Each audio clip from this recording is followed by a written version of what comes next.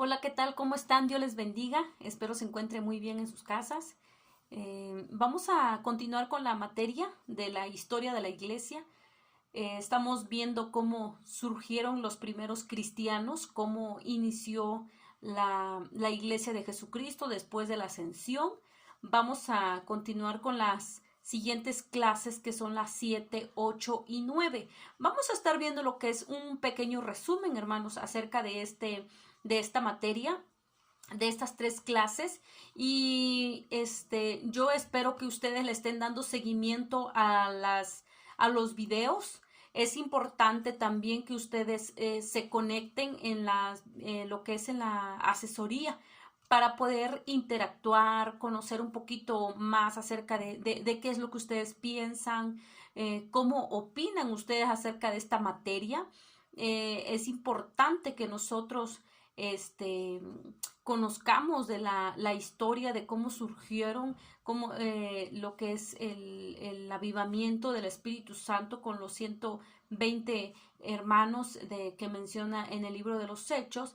Entonces, yo quiero hacerles la invitación para que no pues sean responsables, ¿no? De que se conecten los días jueves a las 7 de la noche.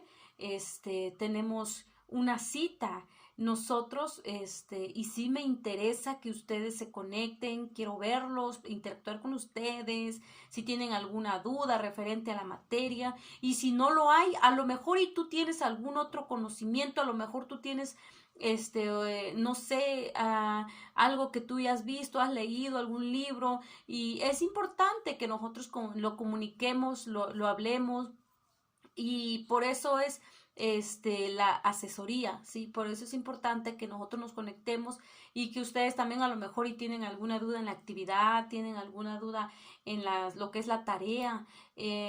A veces me mandan WhatsApp y está bien porque para eso estamos. Pueden regalarnos una llamada, mandarme WhatsApp, pero también para eso es lo que es la asesoría, para eso nosotros nos conectamos, para que ustedes empiecen a checar pues decirnos, ¿no? Que cómo les va, les parece esta materia. Yo sé que no es la única que ustedes están llevando, yo sé que son muchas más materias, cada maestro es diferente, cada maestro imparte diferente su materia, y a lo mejor unos les pone más trabajo, otros menos, pero pues es parte de nuestro crecimiento, es parte de nuestro aprendizaje, es parte de lo que nosotros hemos tomado, ¿no? La decisión de querer estudiar, de querer prepararnos. Entonces yo les animo. Aparte de esto, yo sé que ustedes también tienen su trabajo laboral, los que son padres. A lo mejor tú no tienes hijos, pero tienes otras responsabilidades, y eso nosotros como maestros, nosotros lo entendemos, sabemos nosotros que ustedes tienen otras prioridades, pero también yo quiero que ustedes establezcan prioridad, y una de esas es esta materia. Entonces yo les animo a que ustedes se esfuercen para que se conecten los días jueves a las 7 de la noche, todos los jueves, y también que ustedes hagan el esfuerzo de poder ver los videos. A lo mejor es algo que yo leo, ¿no? A lo mejor lo estoy leyendo o es un resumen como tal, pero que ustedes se den una idea, ¿sí? Que ustedes sepan ampliamente de las clases que estamos viendo. Entonces vamos a ver lo que es la iglesia perseguida, cómo nuestros hermanos sufrieron la persecución. Ellos, como le decía la clase anterior, el resumen anterior, ellos dieron su vida, ellos no negaron su fe cristiana, ellos se pararon en la brecha, conocieron a ese Dios de amor, y habían los verdugos, aquellos hombres que estaban en contra del cristianismo, en contra de la fe cristiana, buscando, ¿no? Buscando familias enteras para meterlos a la hoguera, para torturarlos, para sacarlos de sus tierras y de sus propiedades. Y a pesar de todo eso, aquellos hombres determinaron, sí, determinaron usar su fe, creer en Dios a pesar de todos los procesos que estaban viviendo. Entonces vamos a ver lo que es la iglesia perseguida, cómo estos hombres determinaron en buscar a Dios, ¿sí? El grupo más numeroso fue el de los creyentes en lo que es hablando de los gentiles. Nosotros somos gentiles. Gracias a Dios, podemos conocer también de su palabra, porque realmente la palabra llegó en el corazón de los judíos.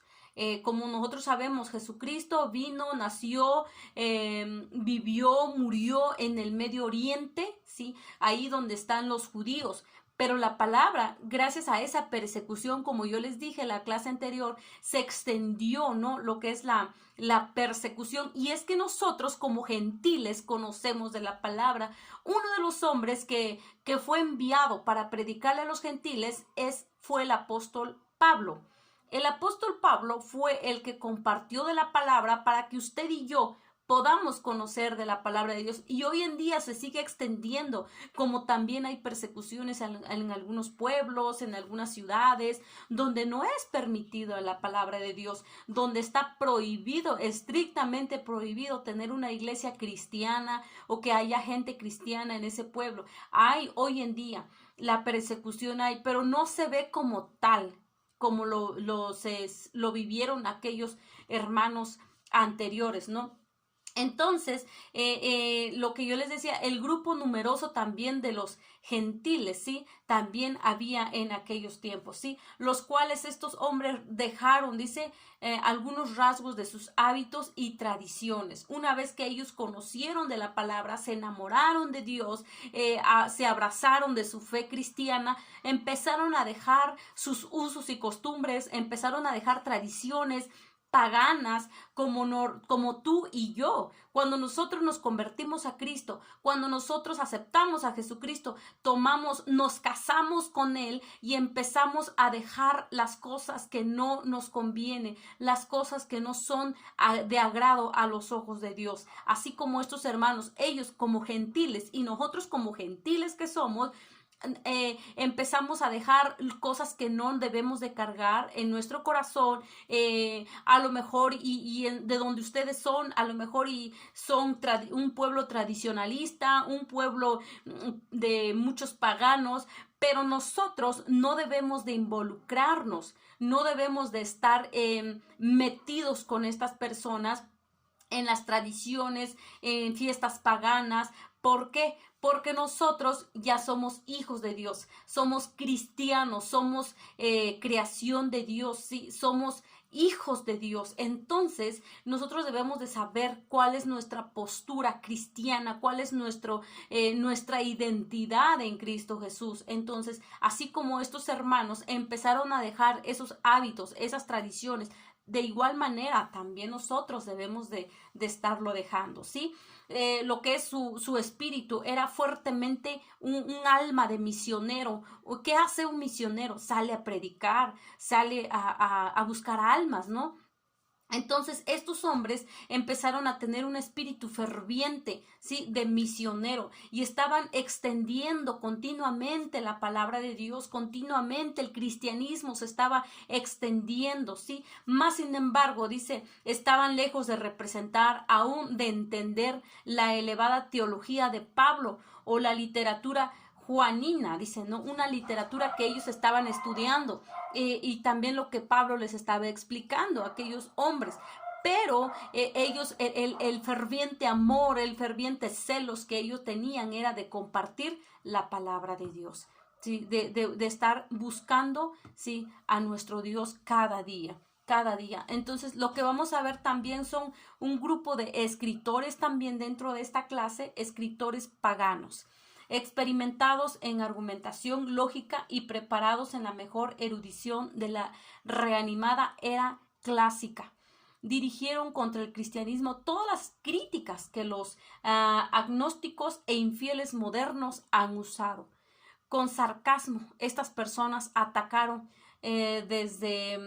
desdeñosamente lo que es la creencia en cuanto a los cristianos de la persona de Cristo. Son personas paganas, guiadas por Satanás, ¿sí? Guiadas, ustedes saben que todo lo malo proviene de Satanás. Entonces, así como hoy en día hay gente que persigue a los cristianos, son guiados por Satanás.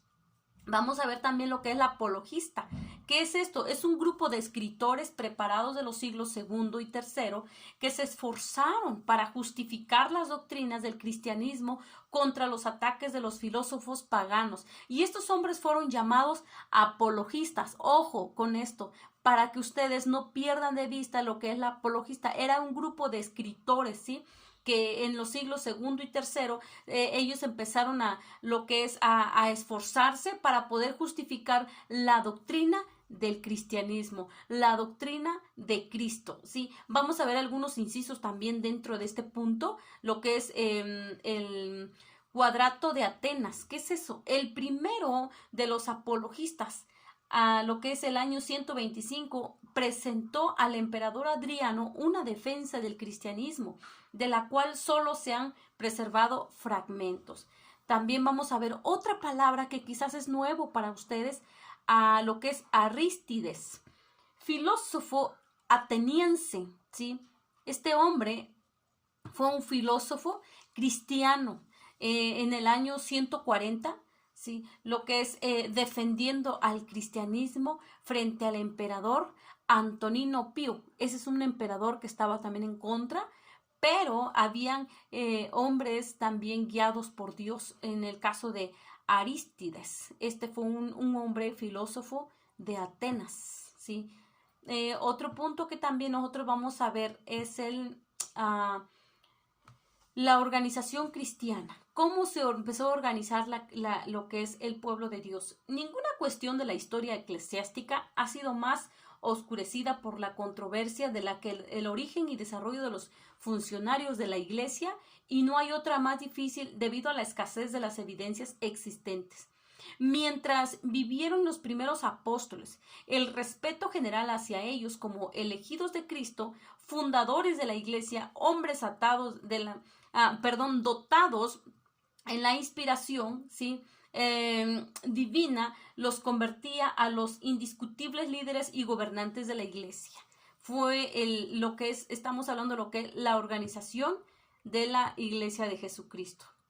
Vemos cómo Dios empezó a obrar también en estos grupos, ¿sí?, en la vida de sus hijos, en cuanto hablando al cristianismo. También lo que vamos a ver es la iglesia. Seguimos con la iglesia perseguida en la parte 2, ¿sí?, el segundo periodo general.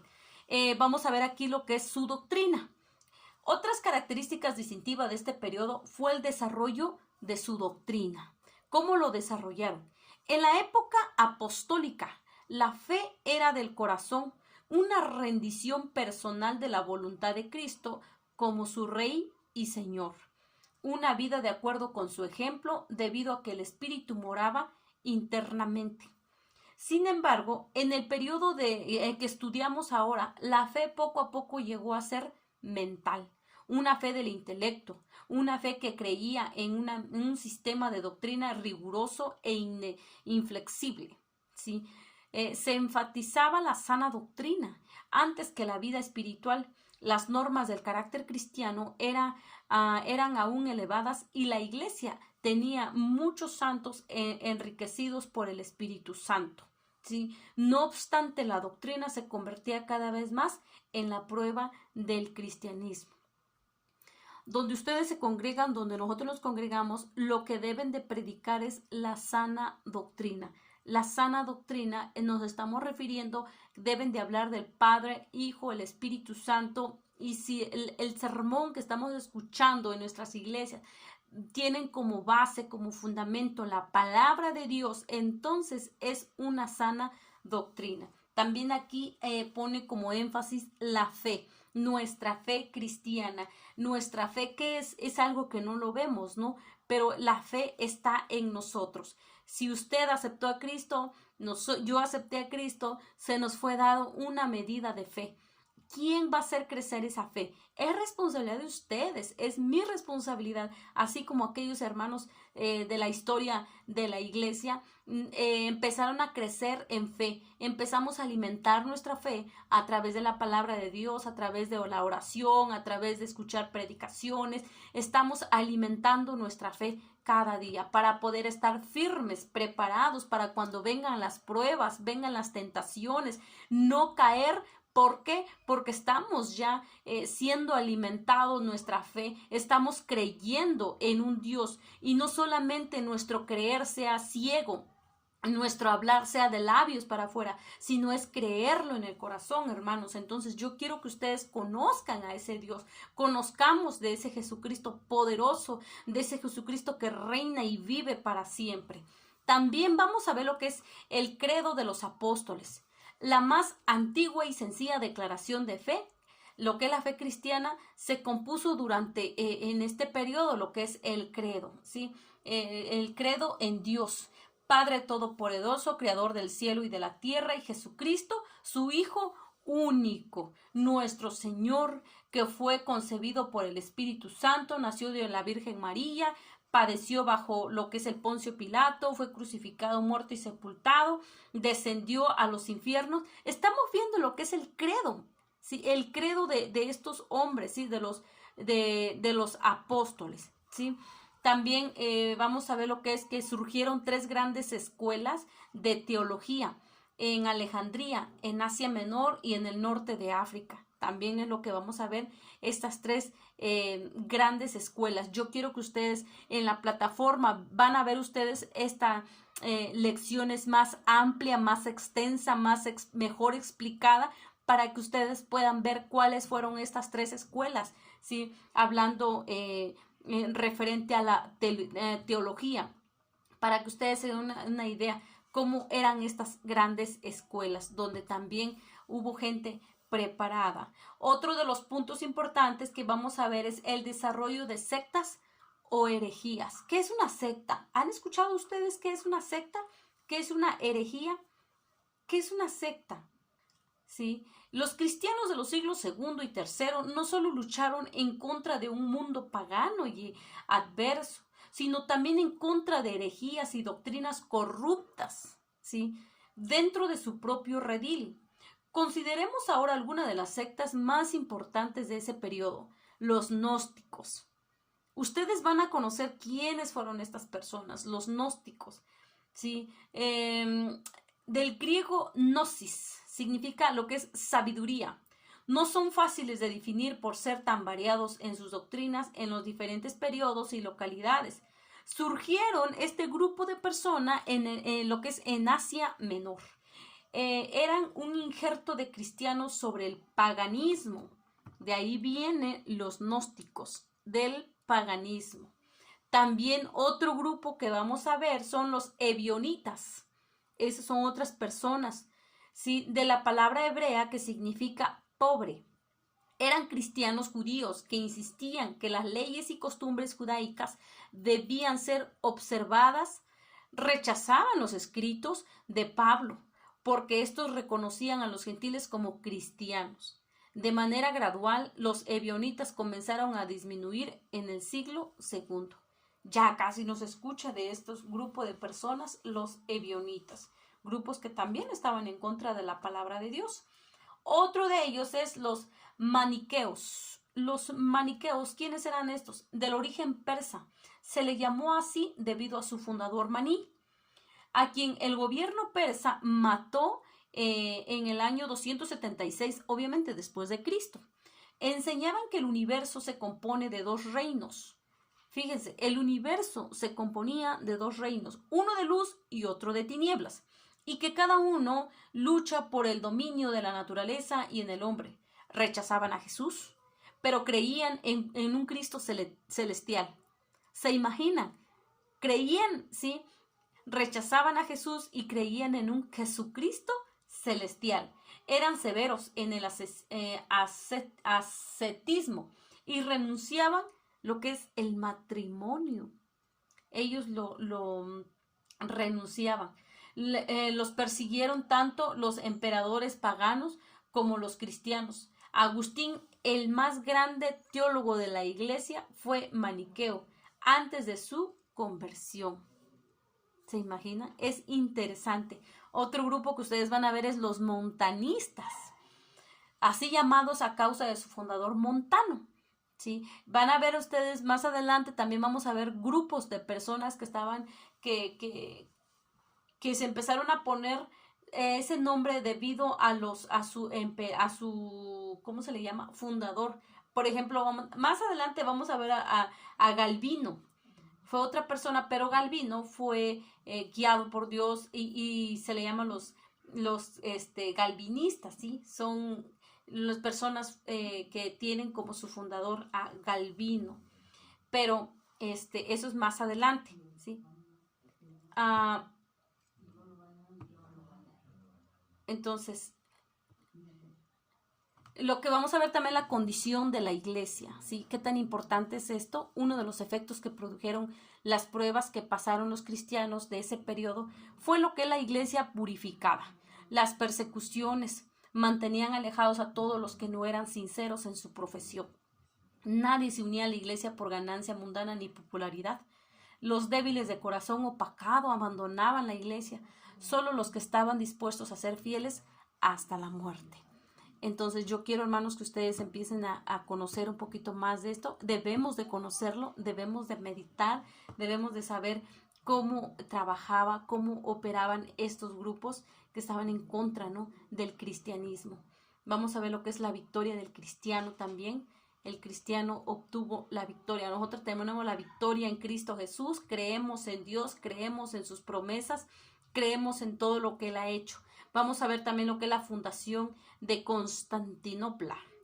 Sí, al poco tiempo del reconocimiento del cristianismo como religión del Imperio Romano, una nueva capital se escogió, se construyó y sobre todo se estableció como sede de autoridad.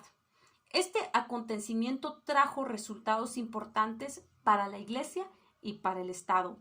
Constantino comprendió que Roma estaba íntimamente asociado con lo que es la adoración pagana, ¿sí?, llena de templos y estatuas inclinados fuertemente a la adoración antigua, una ciudad dominada por tradiciones paganas. Además, su posición geográfica en medio de una gran llanura que exponía lo que es al ataque de sus enemigos. Vamos a verlo dentro de este resumen. También su supresión del paganismo. Este hombre, este emperador llamado Constantino, era una persona muy tolerante, tanto por temperamento como por motivos políticos, aunque era enérgico en su reconocimiento en cuanto a la religión cristiana. No sancionaba ningún sacrificio a las imágenes antes que se adoraba y puso fin lo que es a las ofrendas, a la estatua de lo que son del emperador. Entonces, vamos a ver también lo que es el paganismo, ¿no? ¿Qué es el paganismo? Sí, también vamos a ver lo que son los templos sagrados para la nueva fe. Después de algunos años se ordenó que se derribaran todos los que aún estaban de pie, a no ser que se necesitaba para la adoración cristiana. Se le estaba dando ya la importancia a la adoración cristiana. Bueno, hasta aquí nosotros llegamos con este resumen. Yo espero que ustedes vean este video, pongan atención y también, sobre todo, en la plataforma vamos a ver más extensa estas 3 clases, que es la clase número 7, 8 y 9. Muchas gracias, hermanos, que Dios les bendiga, que la paz de Dios sea con ustedes. Bendiciones.